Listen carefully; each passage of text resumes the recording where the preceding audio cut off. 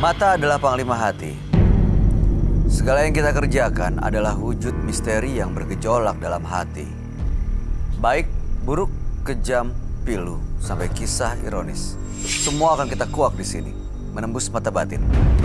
Di bulan baik ini kami akan menghadirkan orang-orang yang masih memiliki masalah atau konflik dalam hidupnya dan belum terselesaikan hingga detik ini. Malam hari ini, bintang tamu yang juga sudah hadir di samping saya adalah seorang artis cantik yang kabarnya juga pernah konflik dengan keluarganya sendiri. Tiara Bahar, selamat malam. Malam, Kak. Benar kamu pernah punya konflik di keluarga? Iya, benar. Benar. Seperti apa ceritanya, Tiara? Jadi waktu tahun kurang lebih sih 2013 atau 2014. Waktu itu kita posisinya lagi nyanyi gitu ya di suatu acara. Dia nitipin handphonenya yang mati ke aku.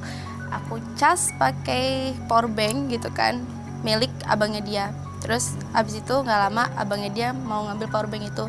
Aku cari handphone dan power bank itu nggak ada di tas aku gitu. Terus aku tanya ke dia, ini power bank ini mana gitu, aku gituin kan. Terus dia ngasih powerbanknya ke aku, terus aku kasih ke abangnya dia. Dari situ udah tuh kayak udah nggak ada apa-apa. Pas malamnya selesai acara dia baru tanya ke aku handphonenya dia. Terus aku bilang, hah, bukannya udah sama kamu? Aku gituin kan. Terus kata dia, enggak sama aku. Terus akhirnya di situ jadi kamu dituduh ribut. nyuri handphonenya dia gitu? Ya nggak tahu, entah Oke, dituduh terus? nyuri handphone atau dituduh ngilangin Menghilangkan karena keteledoran handphonenya. aku. Oh. Aku nggak tahu. Dan dari situ sebenarnya dia tuh udah sering banget nyalahin aku, cuman kayak aku diem aja gitu karena menurut aku umur aku lebih muda daripada dia gitu. Jadi ya udahlah gitu. Orangnya juga aku orangnya kayak ya udahlah gitu kan. Terus pada saat itu aku bener-bener kayak, kok gini sih, lo tuh saudara gue, lo nuduh gue dengan kayak hal kayak gitu loh. Barang itu bisa dibeli, aku bilang, gue bisa ganti barang lo, kenapa lo harus nuduh gue gitu. Padahal bukan kesalahan aku posisinya gitu. Dari situ aku setahun lebih nggak ngomong sama dia. Tapi sekarang kondisinya gimana? Sekarang kondisinya alhamdulillah sih udah baik-baik aja. Udah baik-baik aja. Tapi ya gitu, nggak bisa kayak biasa, maksudnya kayak ngobrol ya udah seadanya aja gitu. Waktu itu begitu baik lagi tuh gara-gara apa? Gara-gara aku mau bikin grup Putri Bahar waktu itu. Jadi Oh. kayak aku ya udahlah ikhlas aja. Akhirnya sama-sama mengikhlaskan, gak Ya. membahas lagi. Terus tapi memang hubungannya tidak seperti sebelumnya jadinya. Ya jadi gitu. Mudah-mudahan tetap baik-baik aja ya ke depannya ya Tiara ya. Amin. Kita amin, segera amin. ketemu dengan partisipan kita yang pertama. Oke. Berikut ini akan hadir seorang wanita yang merasa hidupnya tertekan karena konflik orang tuanya sendiri yang penuh dengan kekerasan. Malam hari ini kami akan panggil dia dengan nama samaran. Kami persilahkan Devi.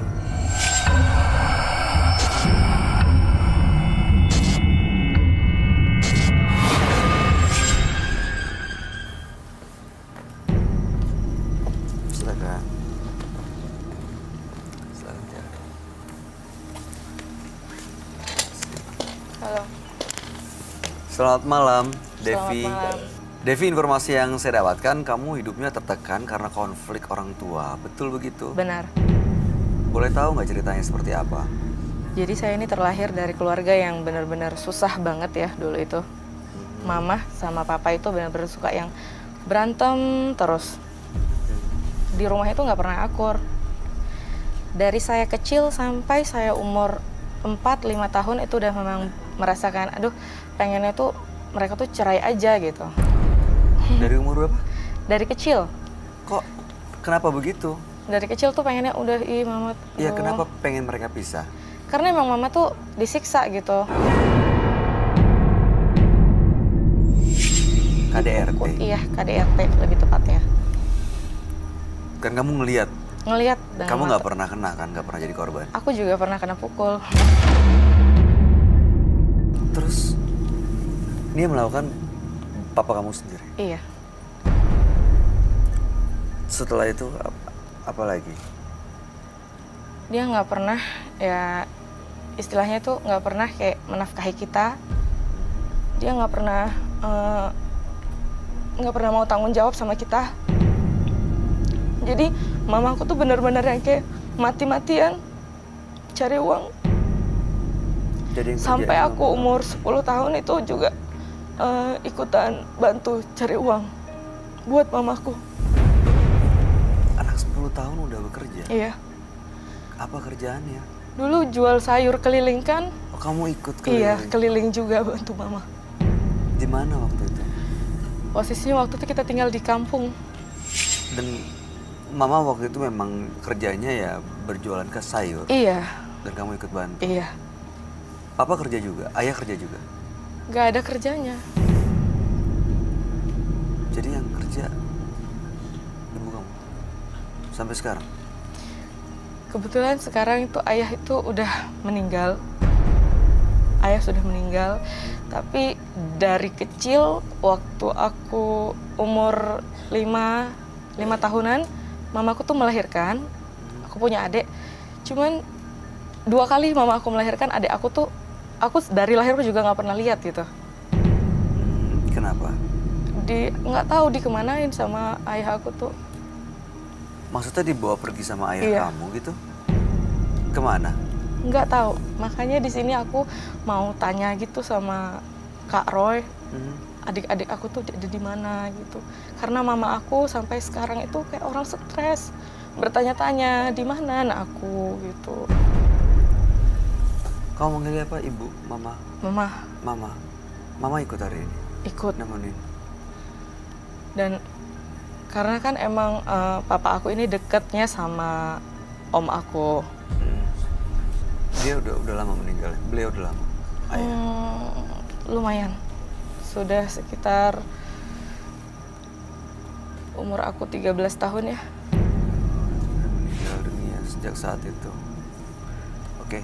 Mudah-mudahan malam hari ini harapan kamu yang ingin ketemu dua adik kamu bisa terwujud, bisa dapat paling nggak bayangan atau gambaran di mana posisinya, ya, supaya kamu juga bisa ketemu dengan adik-adik kamu seperti harapan kamu tadi yang kamu sampaikan. Ada lagi harapan lain? Itu saja harapan. Dan aku pengen tahu juga, karena kan dari dulu dikasarin gitu kan, papa aku ini juga kayak nggak menganggap aku tuh anaknya. Jadi aku bertanya-tanya juga, aku ini anak kandungkah atau bukankah gitu. Oh, kenapa pikir gitu ya? Nggak tahu. Ya udah, mudah-mudahan kita bisa dapat Bukan jawabannya ya. bukan bermaksud untuk jadi anak durhaka sih, cuman ya itulah namanya manusia juga kan, pengen tahu aja gitu. Oke, baik. Kalau begitu kami akan ajak kamu, Devi, untuk langsung ketemu dengan sahabat kami ya. Dia adalah seorang indigo, kami persilahkan Roy Kiyoshi. Sebelumnya, tim Mata Batin sudah memberikan tanggal lahir dan nomor rumah partisipan kepada Roy Kiyoshi. Dengan mata batinnya, Roy akan membaca berdasarkan angka yang kami berikan.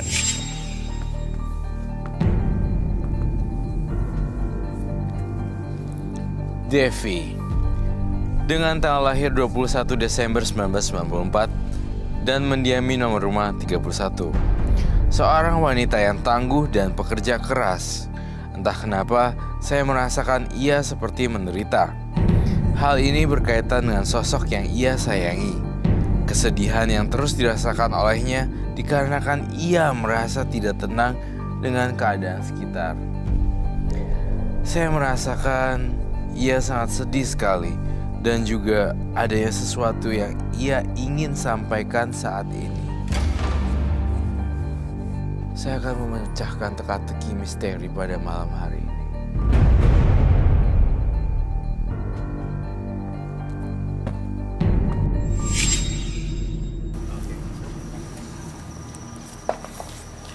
Selamat malam. Selamat malam, Roy. Silakan duduk. Terima kasih.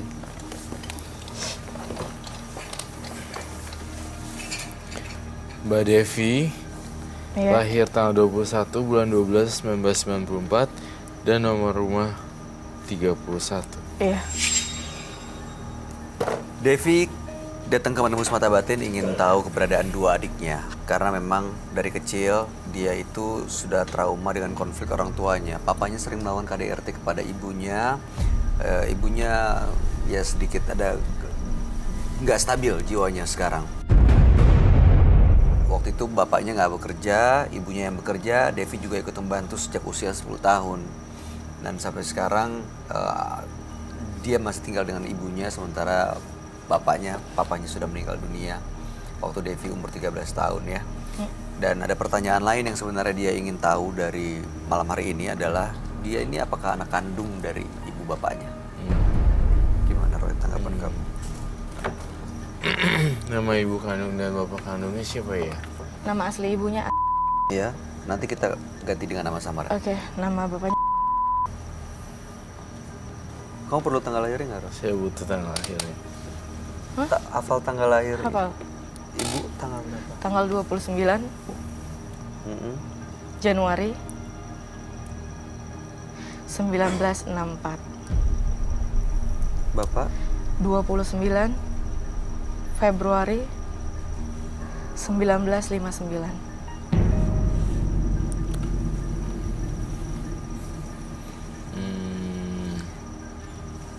Oke.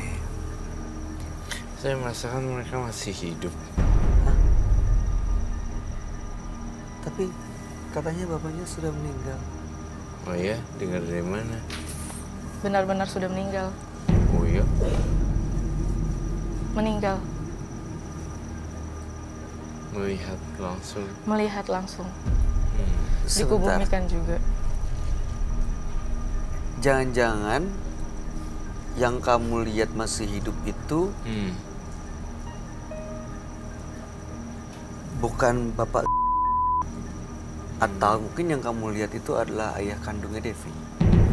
Yang saya lihat ayah kandungnya Devi sebenarnya.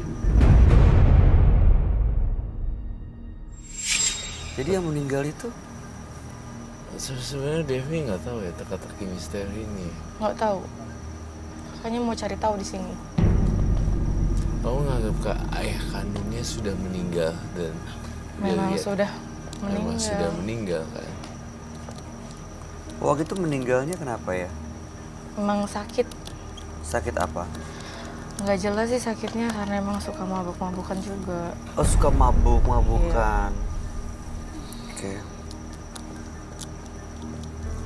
Dan Yang saya lihat masih hidup, jangan-jangan ada misteri yang lain ya? iya. Iya, Tapi kamu lihat ayah ibunya masih ada sebenarnya. ayah ibu ini yang udah meninggal itu. Mm-mm. Oke. Papa Ah, mamanya iya. Devi masih ada.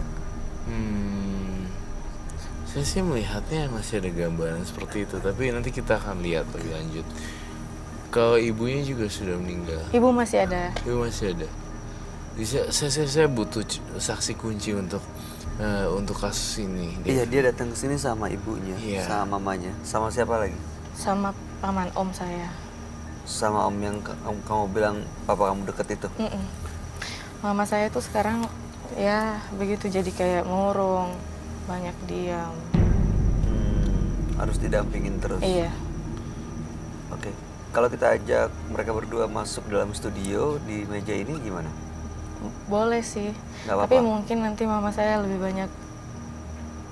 Dia nggak bisa yang ngobrol atau apa gitu. Iya, nggak apa-apa, Roy. Nggak apa-apa. Kalau kita undang mereka Nggak datang. apa-apa, sangat nggak apa-apa sekali. Oke. Kalau begitu, Mas Don bisa tolong dicariin di lobi orang tuanya partisipan kita. Makasih Mas Don. Kamu tanggapannya gimana, Tiara?